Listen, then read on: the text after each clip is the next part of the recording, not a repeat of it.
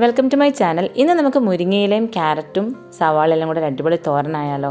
അപ്പം നമ്മളിവിടെ മുരിങ്ങയില കട്ട് ചെയ്തെടുത്തിട്ടുണ്ട്, ക്യാരറ്റ് ഗ്രേറ്റ് ചെയ്തെടുത്തിട്ടുണ്ട്, സവാള ചെറുതായിട്ട് കട്ട് ചെയ്തെടുത്തിട്ടുണ്ട്. പിന്നെ നമുക്ക് വറവിന് വേണ്ടിയിട്ട് ചുവന്ന മുളകും ചെറിയ ഉള്ളിയും കൂടെ കട്ട് ചെയ്തെടുത്തിട്ടുണ്ട്. പാൻ ചൂടായി വെളിച്ചെണ്ണ ചൂടായതിന് ശേഷം നമുക്കതിലേക്ക് ഒരല്പം കടുക് ഇട്ട് കൊടുക്കാം. കടുക് പൊട്ടിയതിന് ശേഷം നമുക്കതിലേക്ക് എന്ത് ആഡ് ചെയ്ത് കൊടുക്കാം? ചെറിയുള്ളിയും അതുപോലെ തന്നെ ചുവന്ന മുളകും കറിവേപ്പിലയും കൂടി ആഡ് ചെയ്ത് കൊടുക്കാം. ഈ ചെറിയുള്ളി നന്നായിട്ട് മൂത്ത് വരുന്നവരെ നമുക്ക് ഇളക്കി കൊടുക്കാം. നല്ലോണം മൂത്ത് വന്നതിന് ശേഷം നമുക്കതിലേക്ക് നമ്മൾ റെഡിയാക്കി വെച്ചിരിക്കുന്ന സവാളയും അതുപോലെ തന്നെ ക്യാരറ്റും മുരിങ്ങയിലും ഒക്കെ ആഡ് ചെയ്ത് കൊടുക്കാം കേട്ടോ. ഇത് ശരിക്കും മക്കളെ കഴിപ്പിക്കാൻ വേണ്ടിയിട്ടാണ് ഇങ്ങനെയൊക്കെ ചെയ്യുന്നത്. മുരിങ്ങയില മാത്രമാകുമ്പോൾ അവരൊട്ടും കഴിക്കത്തില്ല. അപ്പം നമ്മൾ ജസ്റ്റ് ഒന്ന് ഇളക്കി കൊടുക്കുക.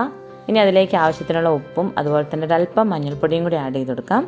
എന്നിട്ട് നന്നായിട്ടൊന്ന് ഇളക്കി കൊടുത്തതിന് ശേഷം നമുക്ക് നല്ലോണം ഒന്ന് ജസ്റ്റ് ഒന്ന് അടച്ച് വെച്ച് ഒരു 1-2 മിനിറ്റ് ചെറു തീയിൽ നമുക്ക് എന്ത് ചെയ്യാം, ഇത് വേവിച്ചെടുക്കാം കേട്ടോ.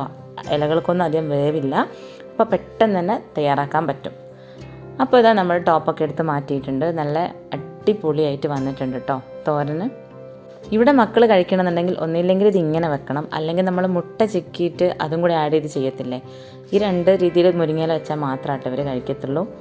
ഇനിയിപ്പോൾ ഒന്ന് ഇളക്കി കൊടുത്തതിന് ശേഷം നമുക്ക് എന്ത് ചെയ്യാം, നമുക്കതിലേക്ക് തേങ്ങ ആഡ് ചെയ്ത് കൊടുക്കാം. ചിരകി വെച്ച തേങ്ങ. അപ്പോൾ അതും കൂടെ വരുമ്പോൾ നല്ല ടേസ്റ്റാണ്. അപ്പോൾ റെസിപ്പി ഇഷ്ടമെങ്കിൽ ഒന്ന് ട്രൈ ചെയ്ത് നോക്കുക.